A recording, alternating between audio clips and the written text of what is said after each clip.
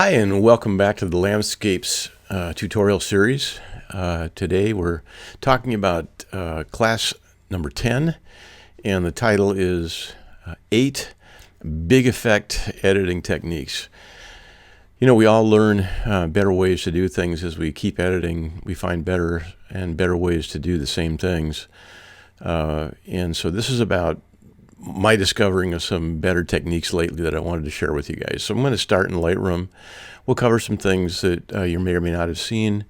And then as we go in this fairly rapidly moving tutorial, we're going to jump into some more advanced techniques in Photoshop for those who are interested. And I hope you enjoy it today. So let's get started. Okay, so most of you know when you bring your raw file into Lightroom, usually the first thing you'll do is you'll adjust the tonalities. Get your shadows up a little bit, bring your highlights down, kind of spread out the pixel a little bit on your histogram so that you've got a wider variety of pixels, colors, and tones. So, you know, I'm going to just quickly put a couple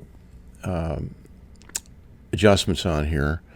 I'm going to bring up the shadows a little bit. I'm going to bring up the, bring down the highlights, bring up the exposure, and get it kind of in an area where I like it. Now, what I want to show you today, the first big editing tip is something I learned from Scott Kelby this past weekend on an optic conference at B&H, where you can set your black point and your white points on your histogram by holding the shift key down and putting your cursor over the whites and then double clicking it. It'll set a white point, which is as far as you can go on the right side of that histogram up here, without blowing out those pixels, but you get a wide assortment of pixels that way. You get more information in the picture, and they are more beautiful, I find. Same with the blacks. You hold down the shift key, hover over the blacks, and double click, and it'll set the black point for you. That's tip number one. And that'll get you a nice assortment of pixels here. Now, something else that I do generally, and I've maybe touched on this before a little bit, is there's 5 zones on this histogram. You've got your blacks, your darks, your midtones, your highlights, and then your brights. Okay, so there's 5 zones on there. You can actually put your cursor up here on the histogram, and you can move things. So let's go ahead and move the midtones up just ever so slightly. And I'm going to pull down the highlights just a little bit, because this is after sunset. Oops, let me pull it the other way. Here we go. Just to kind of taste. This is after the sun is set behind me, and so you've got these beautiful kind of blue outer colors going on. That's a pretty good starting place. Okay. Now the next tip I want to show you is something that a lot of photographers are doing nowadays. Pardon me, within Lightroom. You go up here to the top where you have these little 4 boxes, and if you click on that, it'll pull up all these different options for setting the mood of your photo. Okay, so you can change the overall look of the photo in a grand way here just by scrolling over these things, and you can see how it changes. So this is where I start with Adobe Color. That's my default, and then I go over to landscape, kind of like that. You see, every time I do this, every time I scroll over something, I get an entirely different look, which gives an entirely different feeling. And we're after the feeling realm. We want people to feel beautiful things about your photo. You want them to feel good about it. You want to feel some joy, some inspiration, whatever it is. Boy, it's kind of pretty. I like that landscape. Portrait, standard, and so forth. Now, just so you know, you've got quite a few options in here that you can scroll over, and you can do this fairly rapidly. You'll get a pretty strong impression right away, whether you like something or not. I like the portrait too, so I think it's between portrait and landscape for me. You have monochrome. You can check that out. You can come down to artistic and scroll over those also and see if you like any of those. And then there's a modern series of choices down here too. You can kind of scroll over those and see if you like any of those options. And that'll give sort of a color cast to your photo, which again goes to the impression that you want to leave, the overall impression, the mood. And then you have the vintage palettes, or palette, I should say. I'm kind of leaning towards. Well, that's it. Vintage 10 is very interesting. It's almost like that's very interesting. But I'm kind of leaning towards color, landscape, and portrait. And actually, I think landscape is a little strong. I might just go into portrait. Those are really close. I think I'm going to stick with color. I actually like the color, but you'll find that sometimes you'll pick one of these and it'll set the just set the mood up for your photo in a really nice way. So I'm going to come up here and close. That closes up that panel. And so that's tip number 2 and 3. And let's jump ahead to the next one. Now this is a really interesting little tip that I learned from Scott Kelby this past weekend. And again, in the optics conference, he covered some pretty cool things. I can see why a lot of the club members like Scott Kelby. He's a quick teacher. He's easy to listen to, and he covers some great stuff. So this is about vignetting. You know, we talked about how Rembrandt light tends to highlight the center of interest, whatever your subject is supposed to be. You want that to be brighter, right? And then around that would be relatively darker, so your eye will travel from the dark areas to the light areas. So vignetting is how you get there, and you can also spotlight your center of interest also, which I'm not going to do this time. But Kelby showed a really cool little way to put in a vignette, and it's very simple. You just come down here to the effects panel, to the amount on highlight priority, and he just types in -11 and it puts a real soft vignette in there. You can hardly distinguish that it's there, but if I turn it off, you'll see there's a slight difference there. You can't see the vignette, but it does push your eye towards the center. Your eye wants to go in here. So that's a pretty cool quick vignetting system, just -11 on the highlight priority, and you pretty much got it covered. Okay, moving on to the next big effect tip.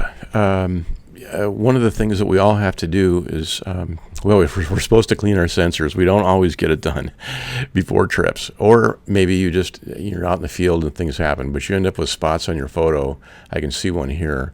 But it turns out that if you were to print this, you'd probably be seeing a whole lot of spots that aren't readily apparent to the eye. Here's another one right here. But you need a little tool to kind of help you figure out where those are. Most of you have probably seen this before, but if not, the reason I'm talking about it as one of the best practice tools, is because there's a lot of different ways you can remove spots. You can do it with the TK panel. You can do it with the clone stamp tool. You can do it with the healing brush in Photoshop, spot healing brush. There's a lot of ways, but what I found is that before you leave Lightroom, it's good just to go ahead and take care of your spots right away, because this tool, which you click on right here, and using this down here, the visualize spots, you got to make sure you can see that. But when you click on that, you can set the amount of contrast that you get. Oops, let me go back here. So you can see your spots. I have it set pretty high because I like to be able to see them really well. But if you'll use this tool, make the circle a little bit bigger than your spots, you just have to just go through and click on them. And I think what you'll find is that this does the best job of removing the spots without leaving any artifacts or any traces behind. It's a really good way to remove spots, and you can go through them pretty quickly. What you're looking for is these little circular patterns. Those are spots on the lens, or on the sensor rather. And if you did print this picture and were in a larger format, these spots would stand out in a horrible way, which you don't want to have happen, especially if you're giving that print to somebody else. You can see we've got a bunch of them here. So I'm just going to go ahead and click through them. My computer's got a little bit of delay here. I'm not sure why. I probably have some other panels open that maybe don't need to be, but we'll just go ahead and finish this up. Okay, and when you're done with your spot removal, let me just make sure I don't see any more.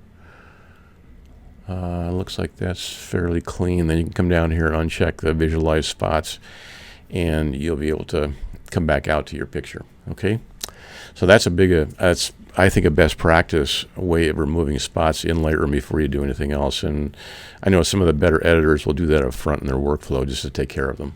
Like Sean Bagshaw, I know he gets rid of spots right away. So we'll go on to the next great effect tip, which is going to be in Photoshop. And this is a little more advanced. I'll just mention that ahead of time, but let's go ahead and jump into it. Okay, this is the last photo for today, and we're going to finish up 1, 2, 3 more great big effect tools that I've learned in the last 6 months or so, and they're very, very, very helpful. Really helpful. Remember that when you're doing photos, you're working on primarily 3 things.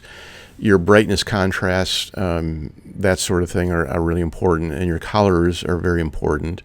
And then I'd say thirdly, to direct the eye, to develop that visual flow we've talked about in previous tutorials is very important too. You want to take the eye to the center of interest and just give the viewer a tour right to the center of interest and keep their attention. So those are the three big areas. So the first two I mentioned, brightness and contrast, is the one we're going to talk about right now. And when I'm in, when I take this photo over to Photoshop, I have a panel in here called the TK panel. Now I don't want folks to get too wigged out about that. If you haven't seen the TK panel, there's different systems that will handle luminosity masking, which basically is a mask that reads the brightness of the individual pixels, and it gives you a mask that represents the amount of brightness per pixel. So you get a really nice, even effect on your edges. It's not like a selection where you select and then you maybe brighten that spot. You'll end up with a really sharp edge on it. Well, with this, you wouldn't. You'll see what I mean here as we go through this. Okay, so I'm gonna go into the TK panel, which is TK stands for, it's Tony Kuiper that developed this, and there's a lot of shortcuts in here for doing multiple things in one keystroke, which I really love. I'm not going to spend time on that today, maybe for another tutorial, but I'm going to show you something kind of cool. When you dodge and burn, I think most of you know what dodge and burning is. It has to do with contrast, bringing the brighter surfaces, like on these rocks.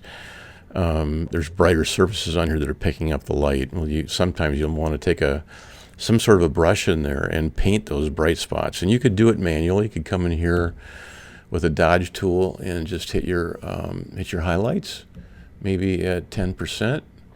That's one way you could do it, but that would involve an awful lot of painting, because you have to go through each individual spot to brighten those up. And then you could do it, and I've done it before, and it's a little tedious. You're kind of hand painting, and you don't really have anything to help guide it's kind of sloppy. If you're using a soft brush, you're kind of overflowing the area that you're painting. That is one way you can do it, but I'm going to show you a much easier way. I'm going to go back to where we were, and let me pull this down. And the way you do it is you come up here to, on the TK7 panel, there's a luminosity mask. This is actually what the TK panel was developed from initially. And up here you have lights and you have darks and midtones, and so that you can, it defaults to a number 1 light, so you can kind of see already, as you remember from your learning on masks, your lights, your whites will show what your adjustment is, and the darks will conceal. So whites reveal, darks conceal. So already you can see that the whiter areas are going to pick up more of an adjustment than these areas down here. Okay, you're building a mask that'll allow the lighter areas to pick up your adjustment, which is the dodge we're going to do first. Dodging is making it brighter. Okay, so you can go through these and you can find the appropriate mask that you want to use for hitting these areas in here. Now, I think probably what I'll do is with that number 2, I can modify the mask. I can bring up the brights even brighter, and I'm going to take down the midtones a little bit, so it really, the lighter areas will pick up the adjustment on these rocks, which is really kind of what I'm after right now. I want to be able to dodge the edges of these rocks and make them stand out a little bit more.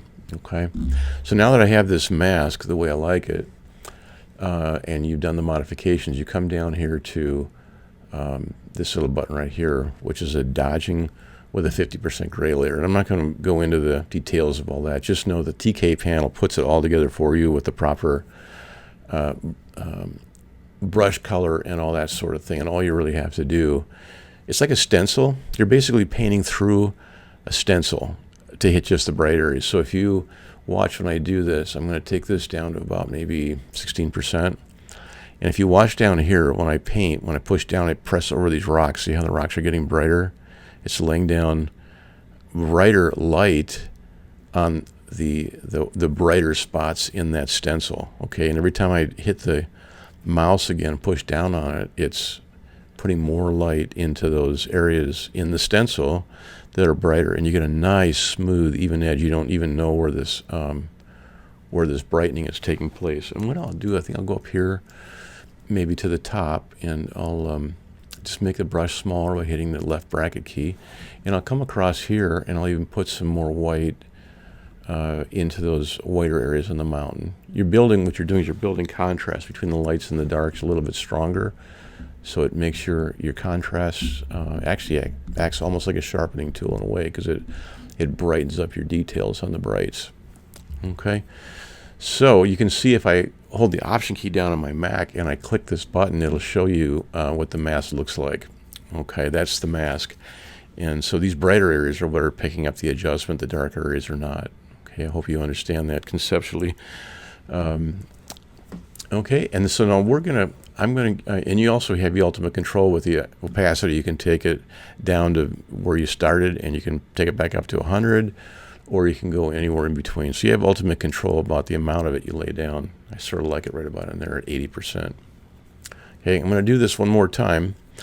And so I'm going to go to a new pixel bearing layer, and this time I'm going to burn this time, which means I'm going to darken up the dark edges. Okay, so it'll create more contrast between the lighter edges I just painted in, and the darker areas. Okay, so I'm burning now, but I'm going to burn through another mask. Okay, so I'm going to come up here to the luminosity selections, and I'm going to go to the darks this time, and I'm going to start seeing. Remember, white is where the adjustment's going to go. So the lighter areas that you're seeing in here are actually the dark areas, if that makes any sense, because that's going to pick up the burning adjustment. The whiter areas are. I'm getting close to where I want to be already. I can see. Okay, I might come back to a 3 and maybe leave it right there. And then this time, because I'm burning, I'm going to come over here to this button right here, and I'm going to go to a 50% gray layer. It's going to put up a brush for me in the proper color, which is black, because now I'm laying black paint down or through that stencil onto the darker areas. Okay, so I'm going to leave it at 16%. That might be a little high. Let me take it down a little further. Come down to 10%. Okay, and now I'm going to just brush with a little larger brush. I'm going to brush over this, and you'll see it's going to be subtle, but it's laying down burning or darkening on the dark surfaces of the rocks. Okay, so you're ending up with a lot more contrast between the lights that I laid down and the darks. Okay, and each time I click down on the mouse, I'm laying down another 10%. Sometimes this will pause a little bit because the computer needs to take a break. But you can see how you can really build contrast. And I think what I'll do is I'll make a smaller brush with the left bracket key, and I'll come up here and I'll increase the darks up here in these mountains too, just to kind of bring it a little more. And the nice thing about this too is because this is bright up here, the mask is not going to allow me to lay down any black paint up there. It's only going to go in where the dark areas are, right? Because those dark areas are represented by white in the mask, and it's picking up the adjustment. Okay, and I'll show you before and after. You'll be able to see this once I go to before and after. But I find that a lot of people spend a lot of time dodging and burning, and this with a stencil, being able to paint through a stencil like this and be sort of like using a big brush, you can get a lot done in a bigger fashion, in a bigger hurry, without having to spend a lot of inordinate time. So if I click on this button here again with the Option key held down, it'll show you where that adjustment is in the mask, or on the picture. I'm sorry. Okay, so if I come down here to the beginning, I'm going to hit the Option key again. I'm going to hold that down and click on background. It'll take us back to the beginning, and you can see that's the before, which is pretty nice to begin with. But I'm going to pop the after, and you can see how that just brightens up, especially these areas in here. And you want these leading lines to pull your eye up anyway towards the middle, towards these mountains and these rocks. So again, let me do this again. So this is before. If you look right in here, you're really going to see the dramatic difference, which is really what I'm mostly concerned about. I'm going to go to the after now. Here we go to the after. You see how that just really brightens this up. It almost sharpens it. You'll find sometimes if you have a soft focus on something, you can use this system to increase the brights, darken the darks, and it'll actually appear more in focus, more in apparent focus, which is really cool. Okay, so I have one more tool I'm going to show you. Now, this is an advanced tool. I don't expect everybody to get too excited about this because not everybody has a TK panel. I'm going to put the TK panel information up on the screen here, so you'll be able to investigate it if you want to. I know a number of the club people have the TK panel already. It's probably one of the most powerful sets of tools that I've ever used in editing. Just is. Sean Bagshaw is a good teacher on that. There's another good teacher named Dave Kelly. He has videos teaching the TK panel. It's just loaded with really high energy tools. And when you get down into some of these things here, these are like, imagine 6 or 7 steps in order to accomplish something in a one button push. It's very, very powerful. Okay, so I'm not set on that. I'm going to show you one more tool in the TK7 panel. And this is the vibrance tool. Okay, so if I come up here, remember, this is lights and darks. Well, you can also click this button, and it'll what it's going to do is build a mask with the light areas being the areas that are the least saturated. The very saturated areas are not going to show up. They're going to be dark on this mask, and the areas that the colors are not very saturated, it's a vibrance adjustment. It'll increase the saturation in those areas alone. So it's a very selective.